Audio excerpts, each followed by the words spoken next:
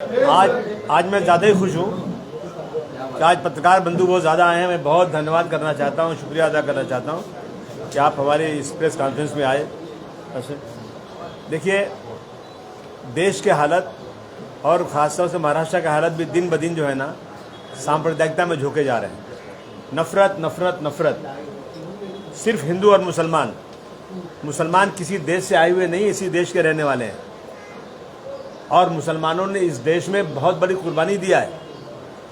जब बंटवारा हुआ देश का 1947 में, तो मुसलमानों को चॉइस थी और कहीं जाने की, पाकिस्तान जाने की, लेकिन मुसलमानों ने पाकिस्तान के खिलाफ भारतवर्ष में रहकर भारतवर्ष जिंदाबाद बोला है। लेकिन आज जो हो रहा है ना, मंत्री पद पे बैठे हुए लोग रोजाना कहीं न कहीं नफरत के बीज बो रहे हैं। बोल दिया कि बुर्का पहन के लड़कियां एग्जाम नहीं दे सकती, आपने शुरू कर दिया आपने। उसके बाद जो है चारों तरफ हंगामा शुरू हो गया, लड़कियों में डर पैदा हो गई, क्या करेंगे। चलो खैर, इसके बाद मैं स्वागत करता हूँ शिक्षा मंत्री का, उन्होंने जवाब दिया उसका। लेकिन मैं मुख्यमंत्री जी से कहना चाहता हूँ कि अभी उन्होंने कह दिया कि तबलीगी जमात पर बैन लगना चाहिए।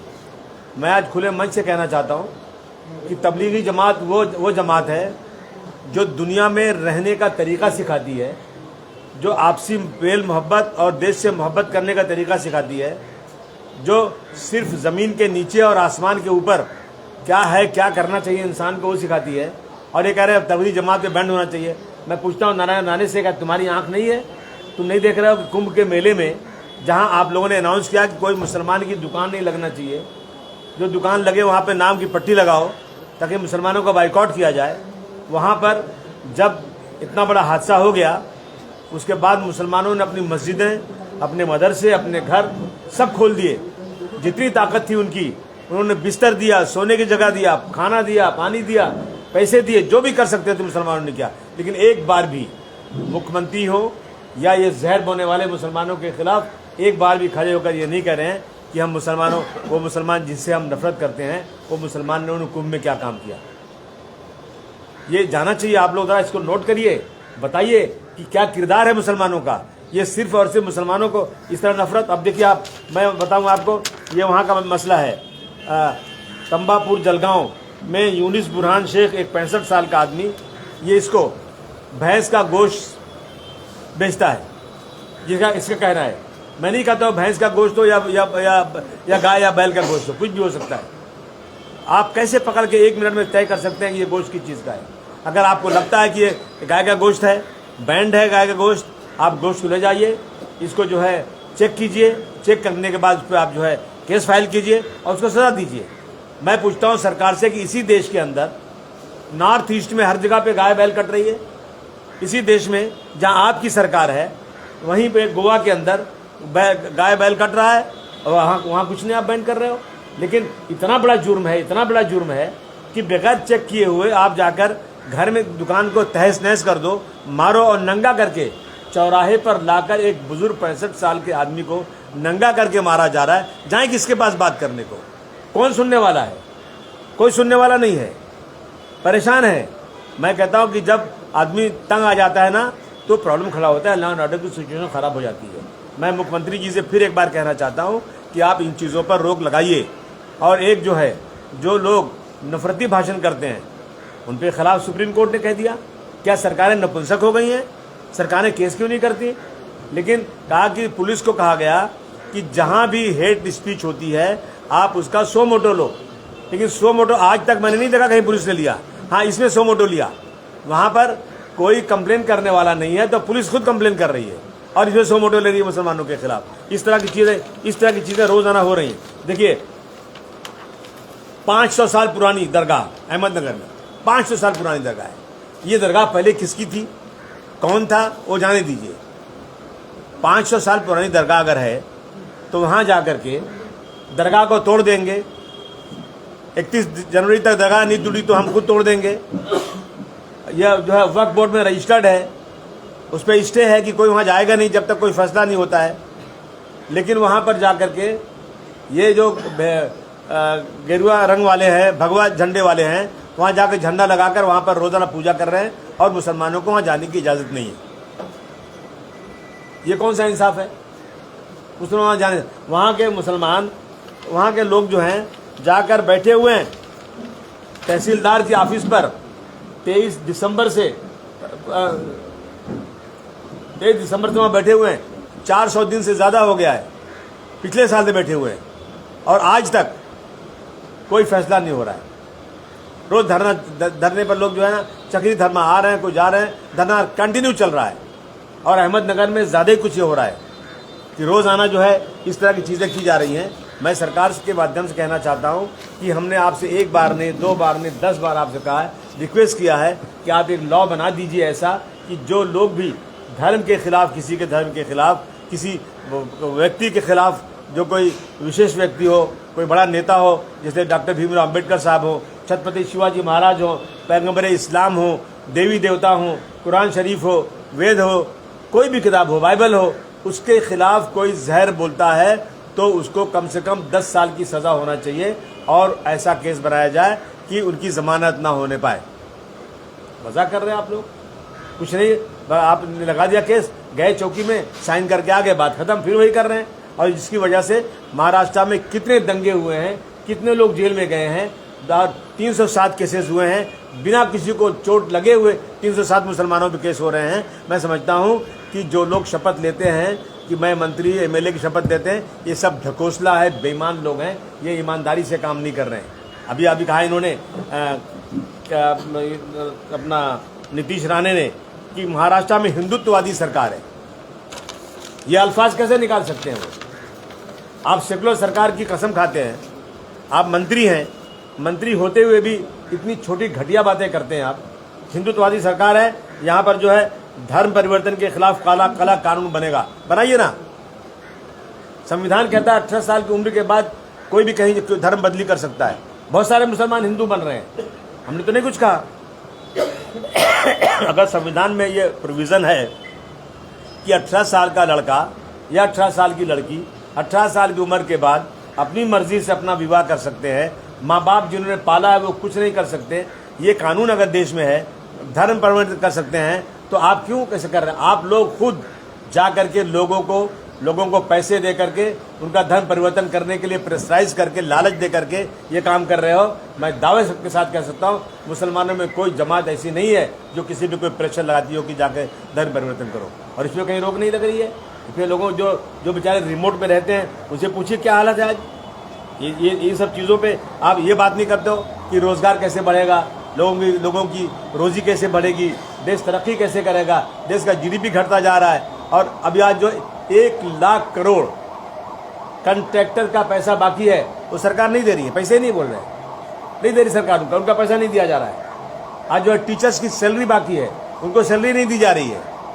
मैं समझता हूँ कि ये जो है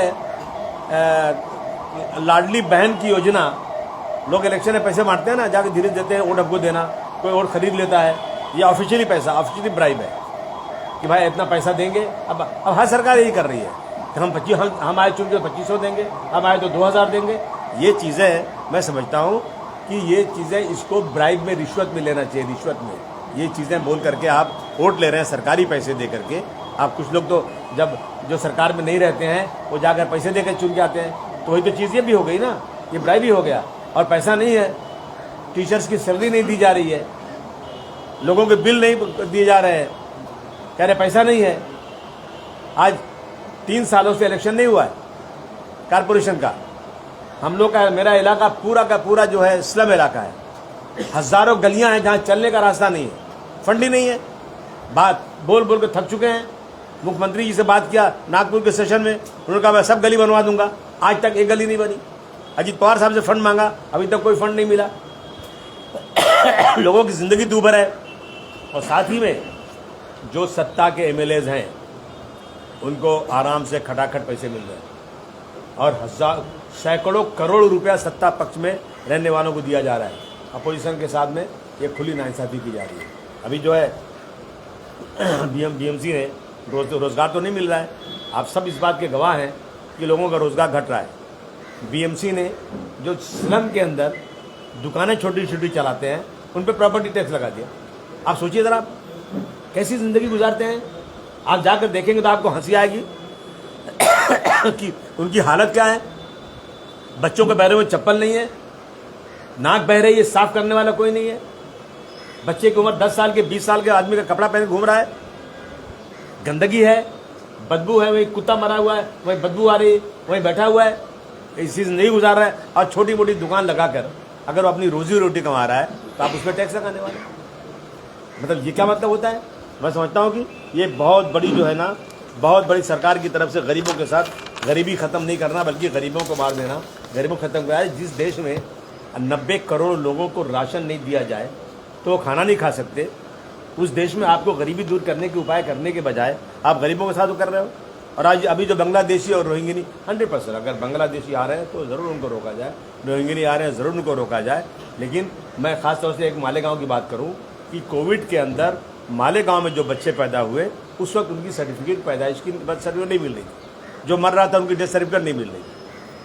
अब वो बड़े हो गए हैं, स्कूल जा रहे हैं, आज तक उनको सर्टिफिकेट नहीं मिली है। अब बांग्लादेशी और रोहिंग्यानी के नाम पर कुछ ऐसे लोग हैं जिनको बहुत दिमाग से बहुत भारतवर्ष को प्रेम करने की बात करते हैं, लेकिन वो नफरती लोग हैं।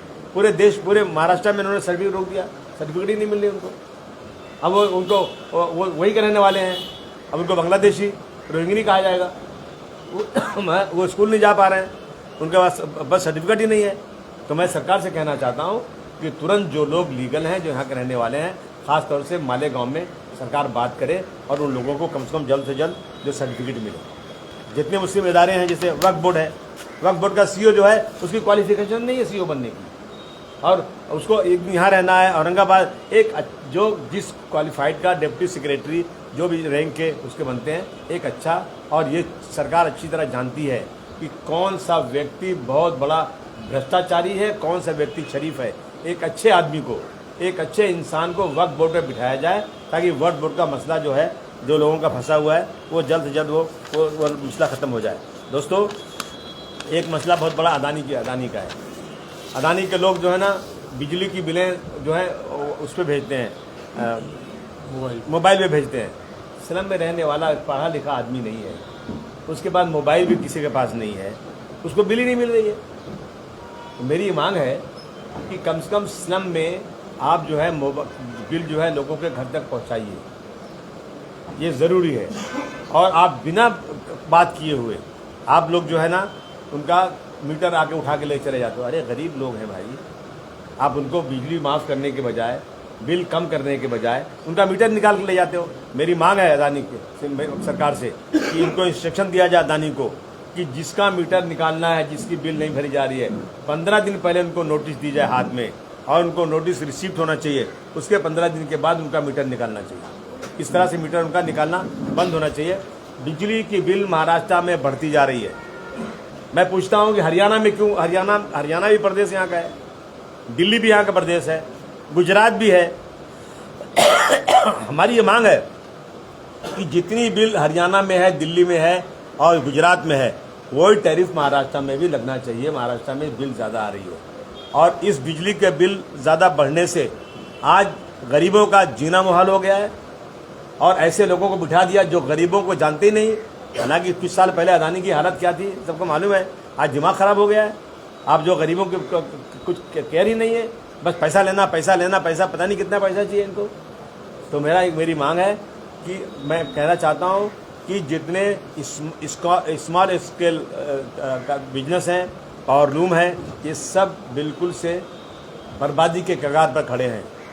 बिजली की बिल महाराष्ट्र में कम होना चाहिए। और जो ये मीटर लग रहा है, ये मीटर लगा रहे हैं, कौन सा मीटर लगा रहे हो, क्या नाम उसका? इलेक्ट्रॉनिक मीटर लगा रहे हैं। नहीं, जैसे एक आदमी अपना मोबाइल में 500 रुपया भर दिया, तो जब तक बात करता है 500 रुपया करता है, बाद में कट जाता है। ऐसे ही मीटर लगाने का इनका इरादा है कि जब बिल पूरी हो जाए अपने आप कनेक्शन खत्म हो जाए। ये क्या मतलब हो गया? ये आप टाइम दीजिए। स्मार्ट मीटर ये बिल्कुल नहीं चलेगा। हमारा देश डेवलप्ड कंट्री नहीं है। हमारे देश में पहले हमेशा दिमाग में रखना चाहिए कि मेरे देश में 90 करोड़ लोगों को राशन मिलता है तो जीते हैं वो। उस देश में आप लाओगे वो चीज़ें जो डेवलप्ड कंट्रीज़ में होता है, वो यहाँ बर्दाश्त नहीं किया जाएगा। समाजवादी पार्टी इन चीज़ों पर सड़क पर उतर कर ज़रूर जो है ना वो आंदोलन करेगी। मिड डे मील में अंडा, पुलाव, मीठी खिचड़ी वगैरह सब बंद करने का फैसला कर दिया गया। सरकार लगता है इनका पैसे ही नहीं है। अगर पैसा कम है ना तो मंत्रियों को गाड़ी निकाल दो, गाड़ी थी ना उनका, पहले भी गाड़ी थी, एमएलए थे, तो गाड़ी में चले, बंगला निकाल दो, बंगला तो घर तो था ना उनके पास, में रहे वो लोग। ये क्या मतलब है? आप जो है जो कुछ मिलता है गरीबों को वो उस पर बैंड लगाना चाहते हो, उन पर जो है स्लम में प्रॉपर्टी टैक्स लेना चाहते हो, और जो है आपका जो खर्चा वो कम नहीं करना चाहते हो, वो खर्चा कम किया जाए। बिल्कुल इस तरह से मैं कहना है। टीचर्स की सैलरी बाकी पड़ी है, उनको सैलरी नहीं मिल रही है। अब टीचर्स कहें कैसे? दो तो कई महीने की सैलरी रुकी रहती है, अस्पतालों की दवाएं रुक जाती हैं कि पैसे नहीं दिया। आज आप नायक जाइए, आप जितने बड़े बड़े अस्पताल यहाँ पर हैं उसमें जाएंगे आप, अगर आपको वो कराना है, MRI कराना है, आप बीमार आज हैं, बोले 20 दिन के बाद आओ, हमारा MRI ख़राब पड़ा है, चिट्ठी देते हैं, जाओ बाजू में करा के ले आए, उससे कमीशन मिलता है, दवाओं की चिट्ठी दे दी जाती है। ये खुलेआम हो रहा है, ऐसा नहीं कोई छुप के हो रहा है, और रोज़ाना हो रहा है। लेकिन बोल बोल के थक गए, सरकार के कान पे जूं नहीं रेंग रही है। बोलने के लिए प्रेस कॉन्फ्रेंस करेंगे, हमने 25 करोड़ का, हमने 25 लाख का बीमा बना दिया है, किसी को जो है एक पैसा देना नहीं पड़ेगा, फ्री इलाज होगा। अस्पतालों में जाओ ना, अस्पताल बोलते हैं भाई मेरे पास बेड नहीं है, क्योंकि पैसा बिल आई नहीं रही, तो हम आपको ले कैसे, वापस कर दिया जा रहा है। मैं प्रेस वाले भाइयों से कहना चाहता हूँ, सरकार की इन नाकामियों को आपको उजागर करना चाहिए, इसे जल्द से जल्द इसको उजागर करना चाहिए। अभी शताब्दी अस्पताल में एक स्वीपर, झाड़ू लगाने वाला ECG कर रहा है, ECG कर रहा है, और उसके बाद हमारी नगर सेविका बुर्का पहन के एक पेशेंट बन के गई, दरवाज़ा खोली तो वो एक लेडी को कपड़ा उठा करके उसकी ECG कर रहा है। अब सोचिए आप, और उसके बाद इतनी आवाज़ उठाई कि प्रेस में आया, चारों तरफ है, आज तक उस पर कोई कार्रवाई नहीं है, स्टाफ ही नहीं है। ये हालत हुई है। शताब्दी हो गया, या यह हॉस्पिटल जो है अपना ये क्या बोलते, कस्तूरबा अस्पताल, इन सब में सफाई के कारीगर, इसमें अभी जो है कस्तूरबा में जो बैंडेज लगाना था तो सफाई कारीगर बैंडेज लगा रहे, डॉक्टर ही नहीं, कंपाउंडर नहीं है, डॉक्टर ही नहीं है। ये बम्बई जैसे शहर में अगर ये होगा तो फिर क्या होगा? मैं समझता हूँ सरकार फेलियर है इन मामलों में सरकार बिल्कुल काम नहीं कर रही है। दोस्तों, अभी नांदेड़ और औरंगाबाद में बच्चों की जो मौत पहले हुई थी अस्पतालों में, इसकी सुनवाई सरकार ने बहुत फटकार लगाई है, और ये कहा कि आपने फंड का 66% इस्तेमाल ही नहीं हुआ, हेल्थ का 66% आपने पैसा इस्तेमाल ही नहीं किया, और फैसिलिटी नहीं अस्पताल के अंदर है। इतनी फटकार लगाई गई, और इसके बाद भी खाली पोस्ट नहीं भरी गई आज तक, और आवाज़ चिल्लाते रहो, कुछ होता नहीं है। इसलिए दोस्त हम आज प्रेस के सामने कहना चाहते हैं कि सरकार इन नाकामियों को दुरुस्त करे। गरीबों के साथ बहुत ज़्यादा हो रहा है, और जो है अभी जो रोज़ाना नफरती भाषण कर रहे हैं उन पर कार्रवाई होना चाहिए, नहीं तो इससे लॉ एंड ऑर्डर और ख़राब होगा।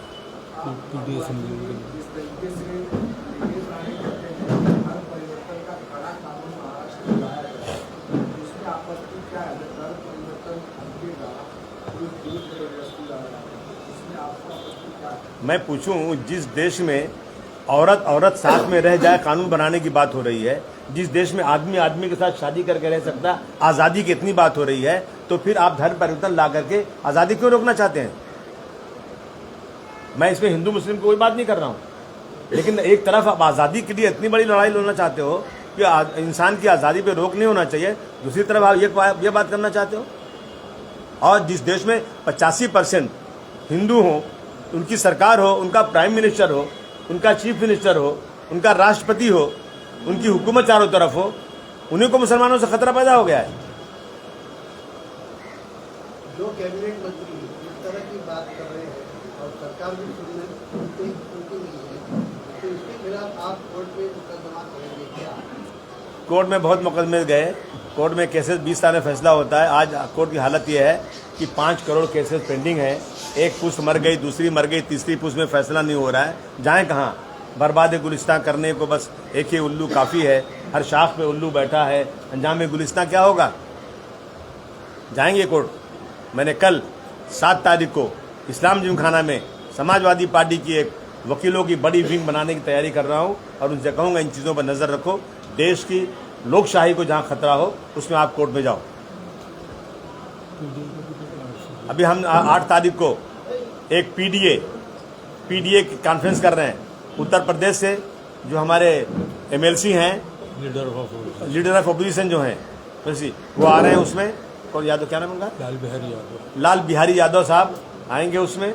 और हम लोग ये नरमन पॉइंट यशवंतराव चौहान का परेड पे यशवंतराव चौहान हॉल में एक बड़ी मीटिंग इसके ऊपर कर रहे हैं, पीडीए के ऊपर।